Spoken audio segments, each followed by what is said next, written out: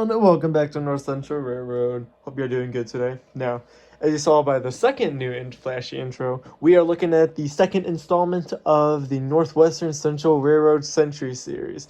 By starting off with number 2, it will be the Lionel 3-rail, maybe O-scale, I don't know, 785 Hudson from 1987.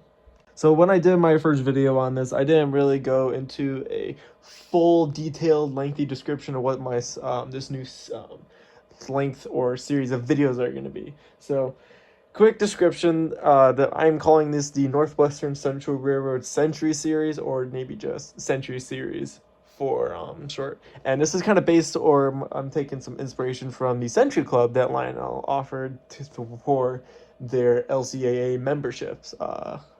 People. And so the original Century Club was the induction of 5 post-war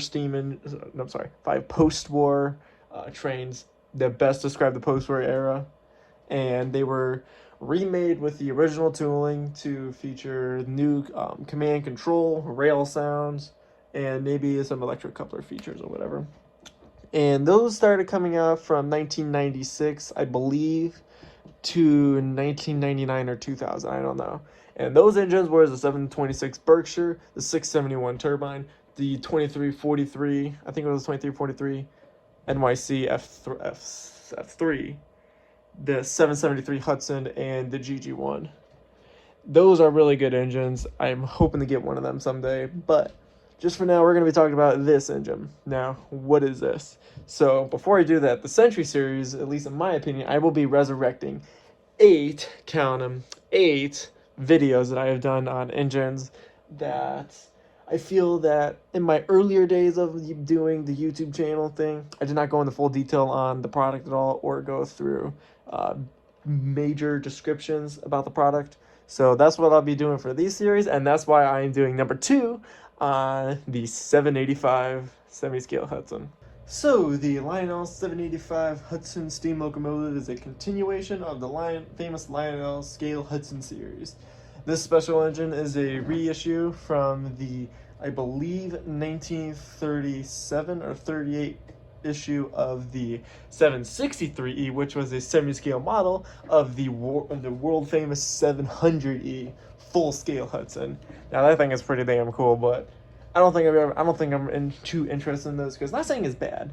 I think, at least in my opinion, if I would get a conventional full-scale Hudson, it's either going to be through the 90th anniversary scale Hudson or a Williams one, but that's just me. So this 785 is based off the 763E that was a semi-scale model 700E. This one came right after when the 700E was a little too expensive for some people's price gaps, and thought, I just dropped something, but I'll just worry about it later. And that engine was, hey, we're only exclusive to rich people or someone who just wanted to have it as a display piece, which is fine. And also, that engine was mandatory to run on the T-rail track. I kind of call that a bit of gaslight because I never had the engine before, but that's just me. But that I digress. So this engine was made to compete with the market to make a cheaper kind of scale Hudson or steam engine for mass marketers. And this one is no different. It's really big. It's not full scale, but compared to some of the other famous Hudsons that Lionel made, there's no difference. Now, if I'm talking about famous Hudsons in Lionel's history, we can't miss up talking about the 773. That was another famous and iconic steam engine from the post-war era, which was, I believe, a even smaller scaled size model of the 763E, making it no longer semi-scale, but also just a regular O-gauge model. But in my opinion, yes, I have seen it before, it's not that big. Compared to this, it's not that big. But anyways, that engine came with a 2466W style tender, which was the reissue of a pre-war model tender. I don't know the number of that. I don't go into specifics, so yeah, sorry about that. It was just known as the gray coal tender in the pre-war era. And that engine, it looks really good. It looks amazing with those massive tenders, and yes. And this model is no different. This one was reissued in 1987, right after Lionel MPC or Lionel MPC was bought out by Richard Kuhn, which then it became the fundamental era into the LTI era. And this was one of the very first engines that was introduced for the LTI era. Like with many trains in the LTI era, this one is very ambitious and has lots of cool features, which we'll be going into right now. So here we are at the front of the engine. I'm telling you right now, this cannot get any more iconic. With this iconic J1E style of boiler front, we got two identical green marker lights. They're just green little gems put in there, plastic. The front boiler cap does swing open to show off a light bulb in there that you can get access to, easier for servicing. Then you got two of the grab irons or metal rails here. We got really good die-cast metal front pilot here, good cow catcher. And then we got step stools here that lead up to the running board, as well as two little holes or little stanchions that you could put probably on like a little flag in there or something. The engine didn't come with it though. Moving on down the side of the engine, we got great and nice die-cast metal construction here, separately applied iron here. We got a separately applied swinging bell, which you can move. We got a smokestack, really nice steam or stuff going on here. Nice sand cap, we'll get to that actually later when we go over the top.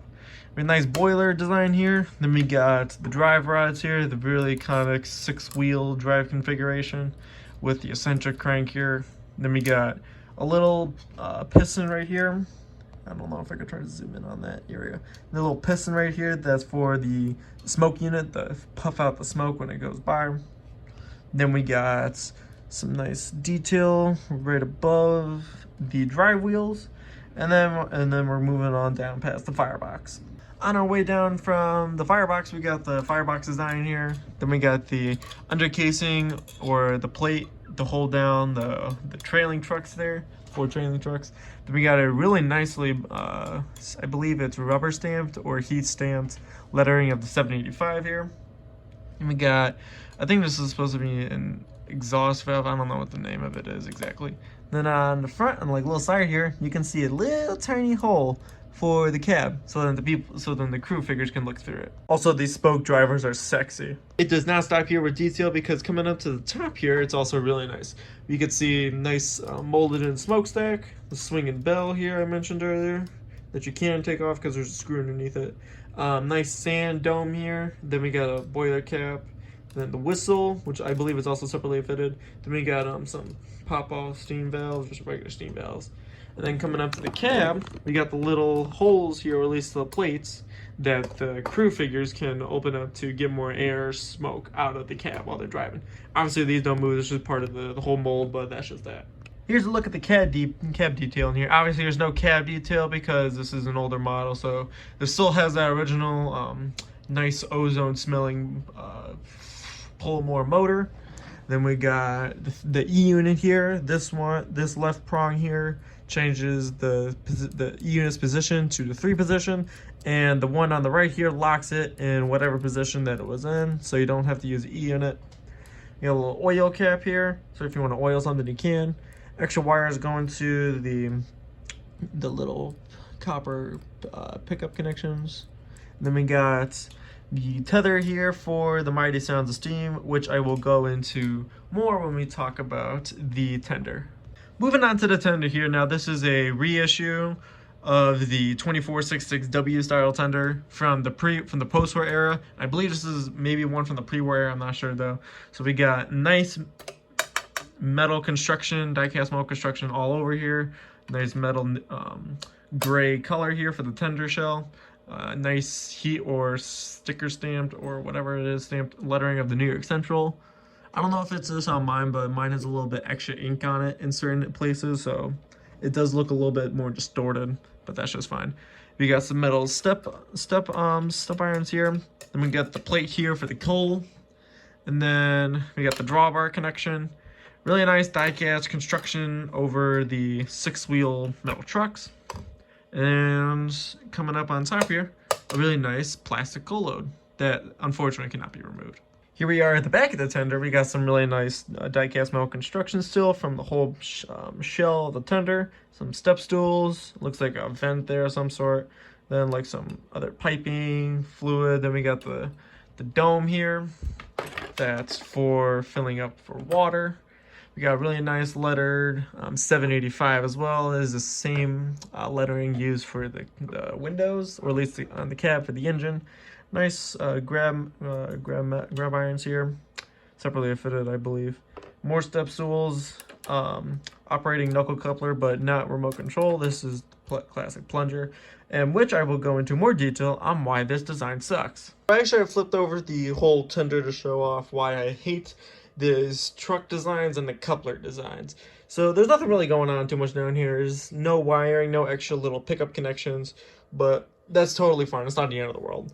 What I do have a problem with is that these are little truck connection pins that slide into the sides of the tender frame of the wheel design, and I believe these were designed like this so that they could be easily taken out or replaced if damaged. The problem I have with it is the lightest nick or dent of little finger touch to put on it, it can cause the little pins on the side of the truck here to actually get separated from the tender frame, and that would cause it, if sometimes, or at least 2 out of 3 times you pick up the tender, the whole truck design would just fall out, as well as both pins. I don't know why they designed it like this. It's really weird. I don't know if it's like a defect on mine or not, but it's definitely with both of the tenders. I don't want to like force it because sometimes it just gets annoying to put it back in. But besides that, that's just my gripe. But a real gripe I have with this is a major issue, is because for some reason I just don't know why these trains are designed like this. They're designed. This was during the NPC era as well, so I'm gonna be ratting on that for a while. So General Mills, you did bad. So with this truck design, it comes with a whole die-cast metal coupler, which is nice. You gotta have something durable. You don't want to have fully plastic, because then it's not gonna be able to haul a long train. But what does suck is that when you want to haul a long train, the design of the plunger here is garbage, because since it's all made out of plastic with a metal thumbtack connected to it to have the operating knuckle coupler feature, it doesn't like the pull wheel, and if it goes over a bump, since it's made of plastic, it has more likely to bounce because it has a lighter mass compared to the density of the whole truck assembly and the coupler, since it's made out of metal, and it does not pull trains well. That's why there's like a rubber band here that I had to tie around it, just so I could keep the coupler closed and I don't have to worry about it coming apart. But while we're down here, let's talk about the sounds. So with the revolutionary new technology arising in the model train industry, what are the new sounds? We got this. What is this? This is called the mighty sound of steam. This is something that General Mills came up with in 1970 to revitalize or add more premium features to their starter sets that are more geared for cheaper or beginners, hobbyists, or just anyone that just wants to put a train underneath the Christmas tree for their kid. And I agree, it's fine, but these are not good designed. Now, I'm not gonna gripe on this too hard, because not 100% of the issues from the Fundamentals era carries over to the LTI era when these engines were fitted with the Sound of Steam, and it's with circuit board. Originally with some of the Sound of Steam engines, there's a circuit board. Actually, I have a really good example of this, but it's from a different company. This is a Mark Sound of Power tender, and the way this is designed is exactly how Lionel did in the Fundamentals era. So they would have the Sound of Steam board on the bottom of the tender.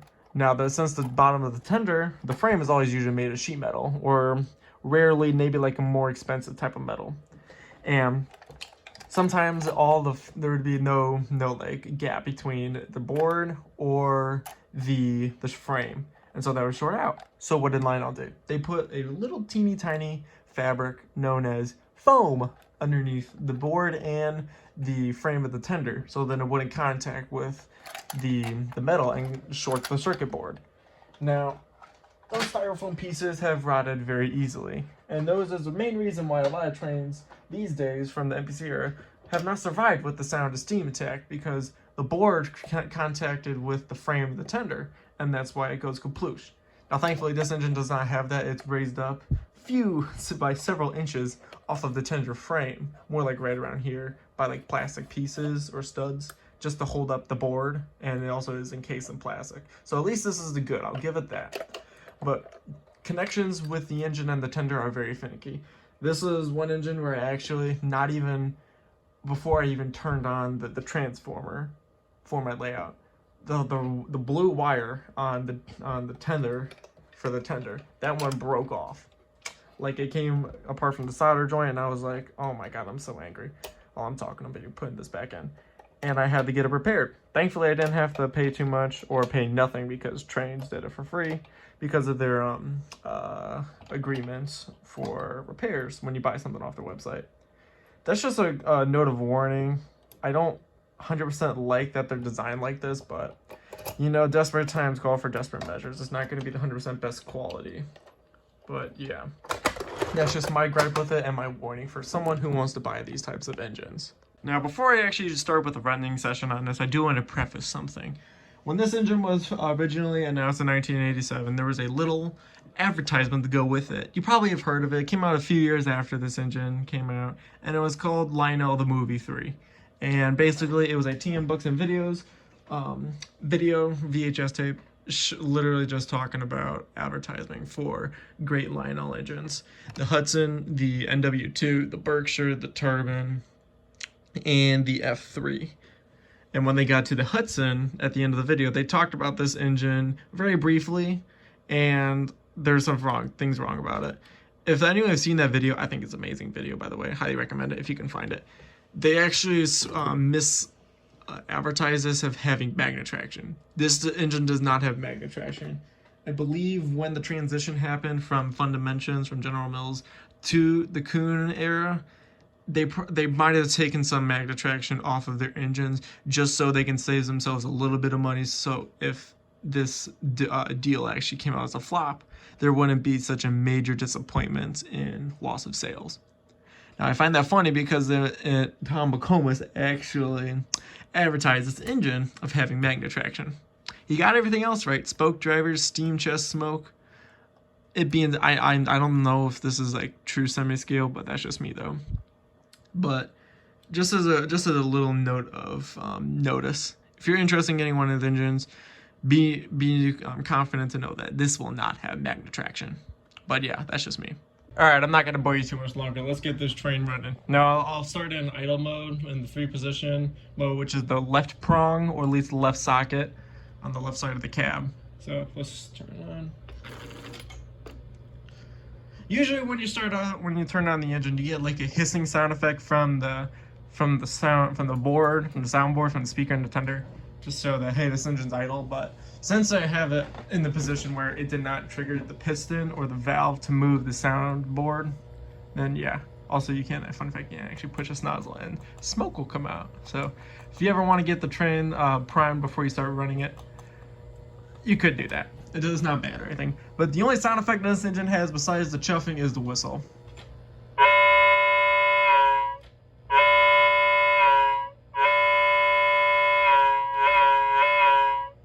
Really hard to quill with it on a transformer, but that's just me. So let's roll it out.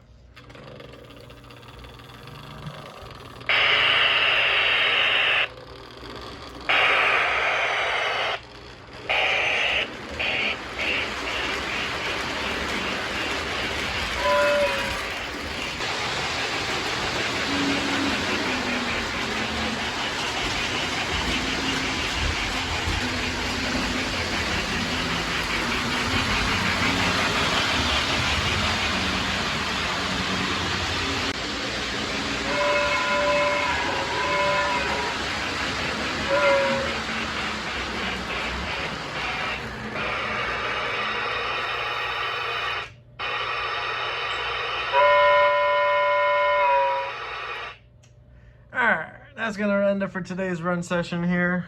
This is just another great installment in the Northwestern Central Railroad Century series. Stay tuned for part 3 of our infomercial to tell you why you should buy this engine. Have a nice day.